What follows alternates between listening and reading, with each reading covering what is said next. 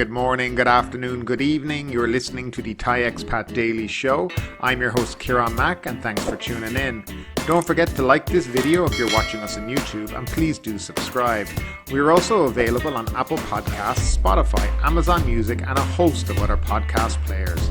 Now that that's all done, let's jump into today's show.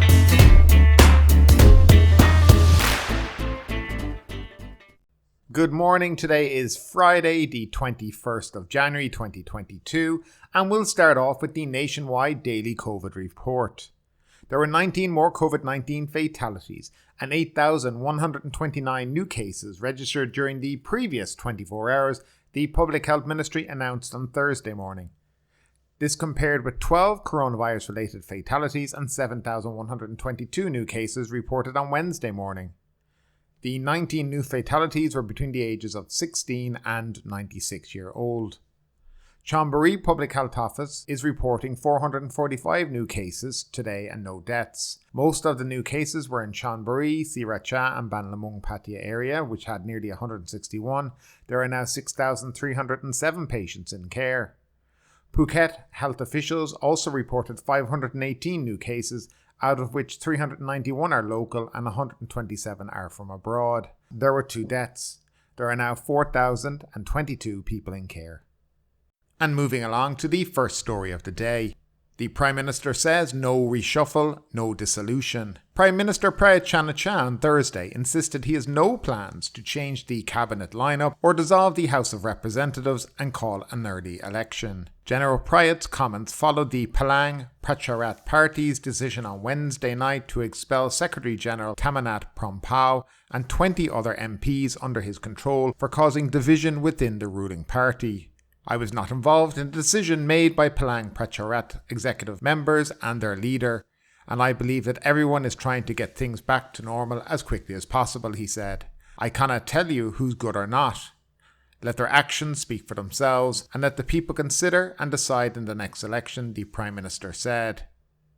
There would be no cabinet reshuffle and no House dissolution anytime soon because there was work to be done, he said. The Prime Minister declined to answer a reporter's question whether he and Deputy Prime Minister Prayut had discussed the possibility of a cabinet reshuffle. He abruptly left the podium at Government House. Captain Tamanat is known to be close to General Prayut. The 21 MPs must find a new party within 30 days or lose their MP status. Now, a lot of talk is going on around Thailand at the moment in relation to this. If anybody wants to know about this, Captain Tamanat is the guy who's the convicted drug smuggler who was cleared basically to be an MP by the Constitutional Court because his crime didn't happen in Thailand. The strangest decisions you'll hear sometimes here. Nevertheless, anyway, he has a lot of power within the ruling party and they've basically kicked him out along with 20 of his backers. Now, this is basically seen as a preemptive move before there is probably going to be a snap election here in Thailand, which could be seen as a good thing or a bad thing. The issue I think that many people have, if there is going to be an election, who would be the potential candidate for a prime minister from the various parties and who is here to take over from the current Prime Minister should he lose. In essence, who's the challenger? And right now there's no one person that anybody could say, well, this person definitely would be the person. It's all a bit confusing at the moment, but I think when the Prime Minister refuses to answer questions on it and leaves the podium, it can be seen that we're probably going to be seeing something coming up and happening very, very soon. And following up on our Joe Ferrari case, Chief Joe says he suffocates suspects to scare, not kill them. Colonel Thitisan Utthanaphon, the police chief better known as Joe Ferrari, testified Wednesday that although he did kill a man in his custody with a plastic bag, he didn't mean for him to die. On trial for murder at Bangkok Central Criminal Court for corruption and misconduct, the former Nakhon Sawan police chief said he only intended to intimidate and scare Jirapong Thanapat, who was brought in on suspicion of a drug-related crime. He admitted that Jirapong was one of many suspects whose heads he wrapped in a plastic bag, saying he would make sure that the bag wasn't tied too tight. He also said the video of the killing, leaked in August by an unnamed whistleblower who said the chief was trying to extort money from Jirapong, was tampered with. He is joined by 6 co-defendants in the case. All were charged with multiple crimes including conspiring to murder by torture, malfeasance and coercion. At the hearing, Thitisan said he and his subordinates had gone undercover in August to arrest Jirapong and his wife, who were found with 300 grams of meth. Defense lawyer Chokchai and Kyaw said the first witnesses will be heard starting February 19th, with testimony to wrap up on March 13th. After Thitisan became a pariah for what looked like to be a brutal jailhouse execution, his extensive collection of luxury sports cars drew attention to his unusual wealth. He initially went on the run, and in the ensuing manhunt, a raid on his home revealed a massive collection of sports cars, launching an inquiry into how he obtained millions of baht worth of vehicles. Joe Ferrari has said the cars were obtained as rewards for his sting operations. In November, Thitisan and his subordinates were charged with murder. Now that's just a follow-up on the case. We will bring more to you as it comes along, and will refrain from comment until the case is over as such. And moving along to one of the top stories today, Thailand to resume registration for quarantine-free test and go program on February 1. The Centre for COVID-19 Situation Administration has agreed to resume registration for the currently suspended quarantine-free entry program known as Test and Go from February 1st. It would also allow eateries in sandbox provinces and COVID-19 high surveillance provinces to serve alcohol up until 11 p.m. instead of 9 p.m. from January 24th onwards, according to the CCSA spokesman Dr. Thitisan. However, to open the eateries must meet the SHA Plus or the Stop COVID 2 Plus standard and comply with COVID-19 free setting measures. Pubs, bars and other entertainment venues are to remain closed, but they are allowed to open as eateries and when they meet such requirements. The suspension of Test and Go's Thailand Pass issuance is in place since December 22nd, was meant to slow down the spread of Omicron variant, while those who had already been granted the passes can still enter the kingdom. The resumption of the program will be slightly stricter than before, as it will require the arrivals to undertake 2 RT-PCR tests within the first week instead of 1, on the first and 5th days. The tests and the certified SHA++ accommodation for the first and 5th days must be pre-booked. Their insurance coverage will have to be at least $50,000. Negative results of RT-PCR tests taken no more than 72 hours before departure, and proof of at least 2 shots of vaccination must also be provided. The CCSA also decided to extend the emergency decree, imposed since March 2019, for 2 more months until the end of March 2022, saying the law helps maintain COVID-19 measures. Other measures adopted by the CCSA today included a reduction in the number of COVID-19 controlled provinces from 69 to 44, whereas the sandbox areas remain as Bangkok, Kanchanaburi, Chonburi, Nonthaburi, Pathum Thani, Phaya and Phuket, as well as some other areas in 18 provinces including Surat Thani, such as Koh Samui, Koh Phangan and Koh Tao.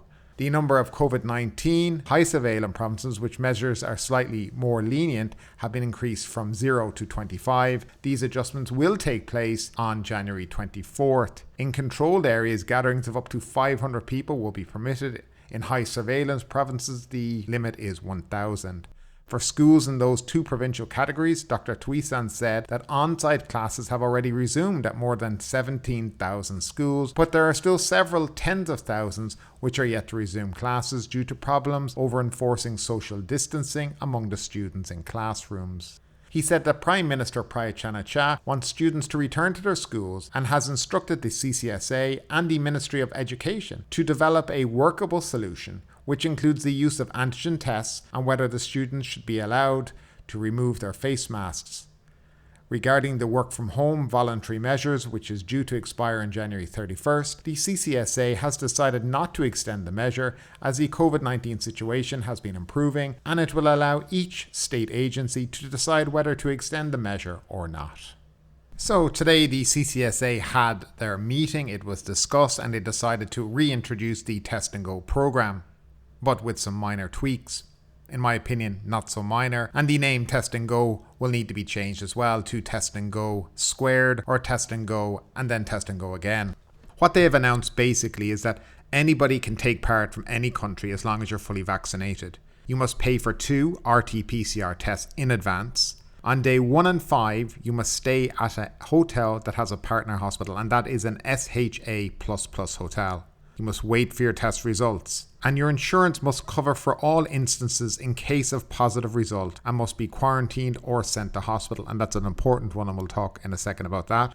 And if there is a major outbreak, of course, the scheme could be changed back to a sandbox. Now, the details have not been published in the Royal Gazette as of yet, so it's not officially law, so things could still change in the future. All this will start on February 1st when you can start to register again. You do not need to book the same hotel for day 1 and day 2. So basically you have your quarantine hotel on day 1 where you will go do your PCR test and wait for your result.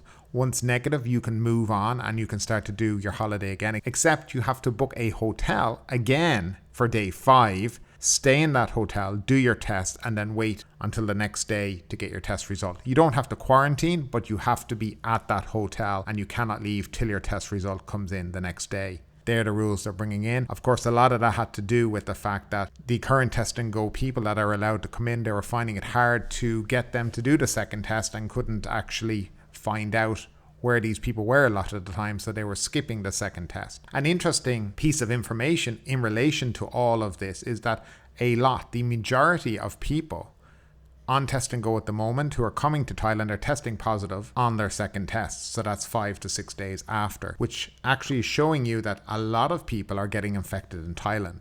And that seems to be the case at the moment. In relation to the hotel, it must be an SHA++ or extra plus as they call it. This is a hotel that has partnered with a hospital. So if you go onto the SHA Thailand website, you'll be able to find those hotels there, but you must have that pre-booked. So when you're applying for your Thailand pass, you're going to have to put in your day 1 hotel with your confirmation from that hotel and your day 5 hotel with the confirmation letter from that. That's all been prepaid and booked, and you'll have to pay for your PCR test. It depends where you go. If it's Bangkok, I think the hotels will do it. If it's in Phuket, for example, you'll go to thailandpsas.com and you'll pay for it yourself there. To be honest with you, this is no better or no worse than having a sandbox. For a country that talks about categorizing COVID as endemic in a few months, it certainly is not treating it in that manner right now. And if I were to think, how on earth could Thailand ever call something endemic and go from what we are now to, normal life basically? I can't. And that's why all this talk about Thailand declaring COVID endemic is all nonsense. Because when you see this now, you can understand they're just too scared to do anything else. I don't know if people agree with these measures or not. For me, I think it's over the top again. If we're going back to the test and go, then just go back to what it was if you want to reintroduce the program. But to add this extra layer of COVID testing, which will cost another 2,000 baht or so for everyone, to me, it's just a non-runner for the tourism industry right now. And there will not be a huge amount of people coming on this, especially having to book all these extra hotels in these certain places. If you think of an expat maybe coming from abroad back, they have to book a hotel on the first night, then they go back to their home for 4 nights, and then have to come back again and find another hotel to stay in while they do their test again. That to me is just all a little bit too silly. Now, another interesting fact in relation to sandbox travelers, they can now transit through Bangkok Suvarnabhumi Airport, but there's only 2 flights that you can do it on, and they are both Bangkok Airway flights. There'll be one, I think, at 12 o'clock and one then at 5 in the evening. They're special flights. You have to take those flights. I'm not sure how you can book it. I think you need to go to Bangkok Air's webpage and you'll have a look there. They'll have the information. Again, what's the need for it when the test and go is open again? This is all a little bit strange. They're talking about we're going to make more areas, sandbox areas from February 1. But the truth is, if you open up the test and go again, then why do you need to have more sandbox areas? I'm not quite sure what's going on here. It seems to me that they're preparing to shut it down again. Who knows? It's all very, very confusing. The issue about the insurance there is your insurance now must cover you for if you get COVID and you're only put in quarantine and not hospital. And I am not sure how many international policies cover that. But I do know that Thai companies are beginning to sell these programs, which you'll be able to buy at the airport on arrival, apparently in the different international airports throughout the country. So this seems to be another way for Thai companies to make money off foreigners again. I have heard that the rules in relation to high-risk contacts will be changing, I think, to 7 days quarantine only and 2 rapid antigen tests. So it won't be the 14 days that they've been doing previously, and a multitude of PCR, expensive PCR tests as well. So that will be good news in relation to that. Though still, I think if you're double or triple vaccinated, why on earth do you need to be quarantining for that long and having that many tests? I can understand if you're infected with COVID, but certainly if you're just a high-risk contact and you've continuously tested negative, I'm not sure what's all that about. This whole meeting, it seems like they're just scared and they're just kind of like just trying to open things up, but they're not really opening it up. And possibly they're just trying to make some hoteliers and some hospitality businesses, travel agents and airlines happier. But to me, this still is not going to bring in the kind of numbers we are seeing in November and December, where we saw up to 350,000 in the first 2 months. Also, it's a little late now because now we're heading into February, March, and then we've low season again. So I'm not sure where this is all going. But guys, I'd love to know what you think about it. What do you think about this new Test and Go Squared or Test and Go Again program? Does it need to be renamed, number one? And number two, is it something that would attract you? Or do you find the PCR tests are overboard and another expense being put on to the traveller? I'd love to know your thoughts, as always, guys, down below in the comment section. And next up, Phuket acts against unmasked. Local authorities have vowed to take legal action against tourists who fail to wear face masks in public, saying failure to comply with the disease control requirement is rampant in the island province. Police Colonel Thitisan Utthanaphon, the immigration chief in Phuket, said yesterday tourists were failing to wear face masks in public places, and local authorities had resolved to more stringently enforce the requirements laid down by the local Communicable Disease Committee. Phuket Governor Narong Wonsi had earlier asked the Phuket consuls of 22 countries to inform their citizens of the face mask mandate, Police Colonel Thitisan said. Violators will be arrested and prosecuted, and the Phuket Health Office has been assigned to file complaints. We must set an example, he said. The Phuket governor would form an operational team to enforce the rule, he said. Local police would take the lead and inspect key locations, including Soi Bangla and Patong areas. On January 7, the governor issued an order for people to wear face masks when they got out unless they are eating, drinking or exercising. Violation of the order carries a penalty of up to 20,000 Thai baht under the Communicable Disease Act, plus a fine of up to 40,000 baht and/or jail term of up to 2 years under the Executive Decree on Public Administration in Emergency Situation imposed to control COVID-19. The local immigration chief did not elaborate on the extent to which actual punishments will be imposed on those who fail to wear face masks in public and how much they are willing to upset visitors. So this was a story that kind of broke late last night and it's kind of gone on today. So starting last night at 6 o'clock, they basically have started to enforce this in Patong. I don't know what they're going to do by enforce, but the word is being put out there. I have seen comments from the Australian consul telling his citizens to mask up or risk being fined or even possibly arrested. So the word is being put out there to people to mask, follow the rules and regulations in Phuket, or there will be consequences, which will be fines, and for people who continue to flout the law, probably possibly arrested. I think that's a bit over the top, but they are the rules and regulations right now. Now, where this has come from is apparently the Phuket immigration have been receiving hundreds of calls of complaints from people about foreigners in Patong, especially in Patong area, who are not wearing masks. And a lot of shopkeepers actually have filed complaints because they're scared, because they have a lot of foreigners coming into shops and none are wearing masks and none are adhering to any of the COVID measures around, and it's scaring them a little. And that's where this has come from. As a person who lives in Phuket, I will agree that a lot of foreigners are walking around without masks. If it's outdoor, I'm not the biggest person who's going to say you should be wearing a mask outdoors. But I do believe if you're walking around Central Festival or you're in a shop, that you should have your mask with you and should put on, because that's the rules and the law. If you look on social media, this is a very divisive subject. People go from one extreme to the other. But no matter what your opinion on the issue is, whether you think people should wear masks outside or when they go into shopping centres or whatnot, or whether you think it's okay to not wear, your opinion at the end of the day doesn't really matter, because at the end of the day, the only thing that matters is the law in the country. And currently, under the emergency decree, the law has been passed that masks are required in all public areas. So it really doesn't matter what our opinion is about this. The law is the law. Now, if I come to Thailand, I'm expected to follow the law. And I believe if people come to my own country, other countries, whatever the law is in that country, we need to follow it. Regardless if we agree or disagree with it. We can all have our opinion. But at the end of the day, our opinion doesn't really matter, because it's only the law that matters in that country. And I don't know where you guys stand on this subject, so I would love to know what you think about it. Do you think it's fair to fine foreigners for not wearing a mask? If a foreigner continues to ignore the rules and regulations after receiving a fine, what do you think should happen to that person? Do you think Phuket should be a real sandbox area where no masks are warranted and the law should be abolished down in that province? Do you have mask mandates in your own countries? And what are the consequences for not following those mandates or laws? I'd love to know your comments, as always, down in that comment section. And speeding along, Thailand's Civil Aviation Authority insists 5G does not interfere with aircraft signals.